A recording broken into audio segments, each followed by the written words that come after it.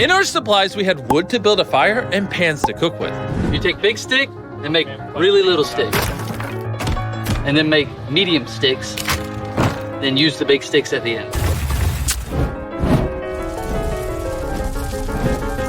Look at them beans, baby. I'm so excited. This looks awesome. These are really bad. Can you tell we've been at sea for 3 days? Literally. When have I ever been this excited over canned chili? Hey, I put some love into this one. It's not just canned chili anymore. It's got tomatoes, kidney beans. You don't have to keep talking. I'm already drooling. This was our first hot meal in days, but it was also a good chunk of our rations, so we made sure to enjoy it.